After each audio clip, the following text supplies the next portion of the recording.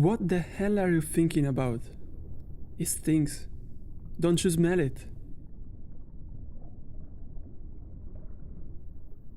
Jesus, man. I bet you smell it now. You lot of balls. I'm talking to you. How did we end up so shitty?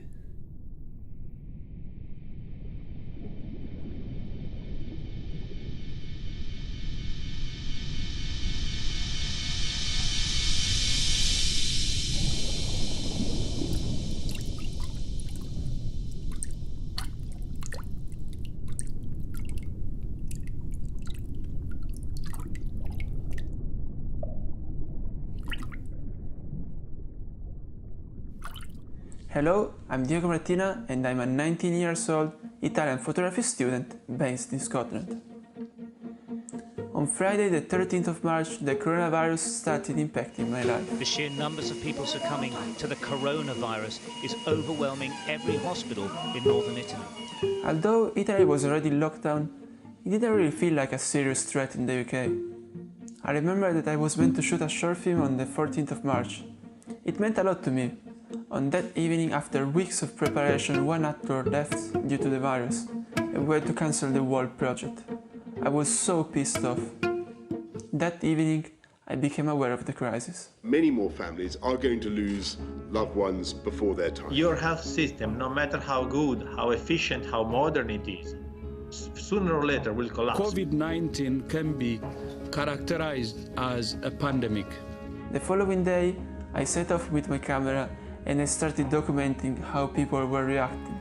Well, we basically seem to be allowing society to continue as normal. You know, there's no lockdowns, there's no shutdowns of schools or education facilities, there's still people going to restaurants and the theatre. And I discovered that the UK government on the 14th of March tested only 4,975 people, compared to 11,682 tests in Italy. In terms of building up a herd immunity within the UK, what sort of percentage of people need to have contracted the virus? Probably about 60% or so. That's an awful lot of people dying in this country. We have been guided by the science, and we will do the right thing at the right time. It clearly felt like the UK government was underestimating the situation. On Sunday, the 15th of March, my university cancelled all face-to-face lectures. Therefore, I started planning my re-entry in Italy. The next 48 hours felt unreal. I spent most of my time packing all my stuff and then bringing them to a friend of mine. My friends cooked delicious meals for me, and I was so happy about sharing my time with them. After that, I was on the plane.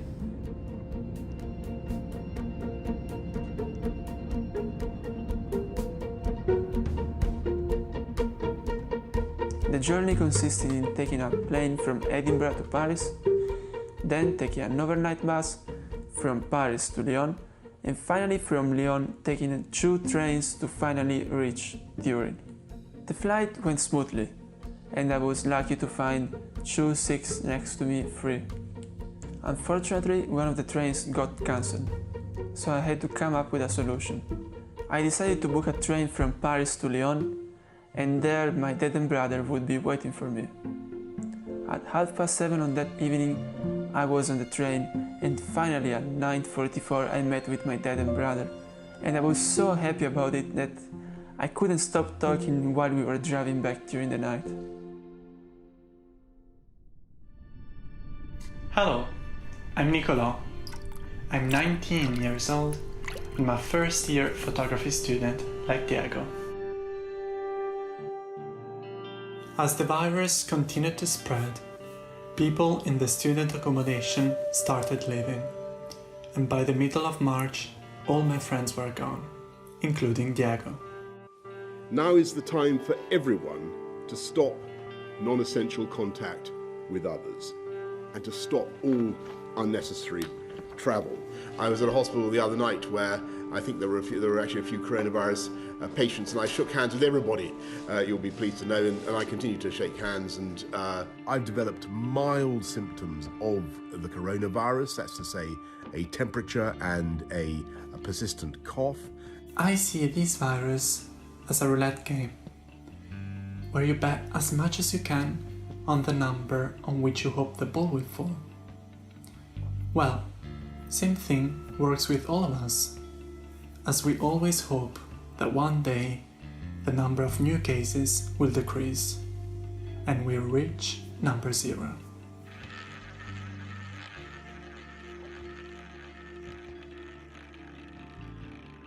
I didn't have the courage to leave Edinburgh in such little time, and I didn't even know how my friends managed to do it. I didn't have any masks or any kind of protections that were essential for traveling. I felt scared.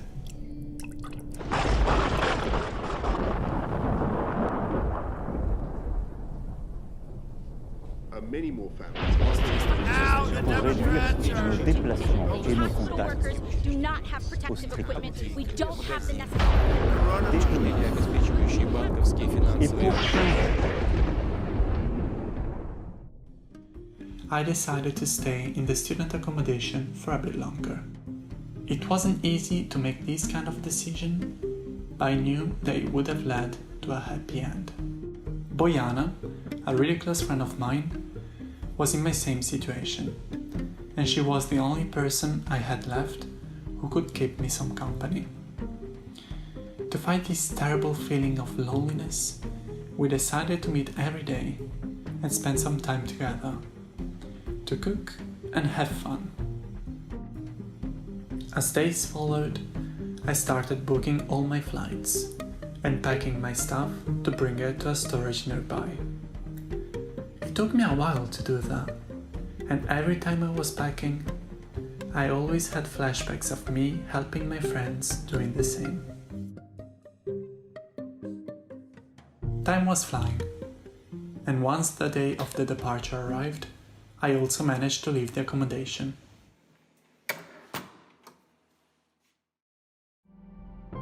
And as every day the roulette spins, no matter what, my hope was always the same. This absence of people and all these empty places, which used to be very busy, will make the ball stop on the 0 one day. And despite everything that is happening, I'm always keeping my mind positive. The journey at the airport was really long and tiring.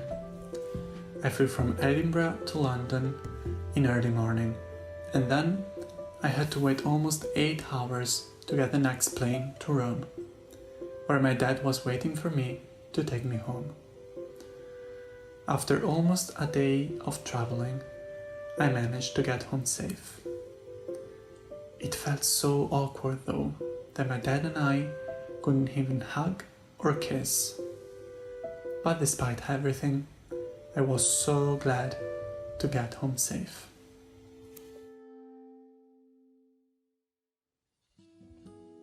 And now, what should I do with my time? The university cancelled all my submissions. Frankly, there's nothing I must do. Okay, let's move on And start creating.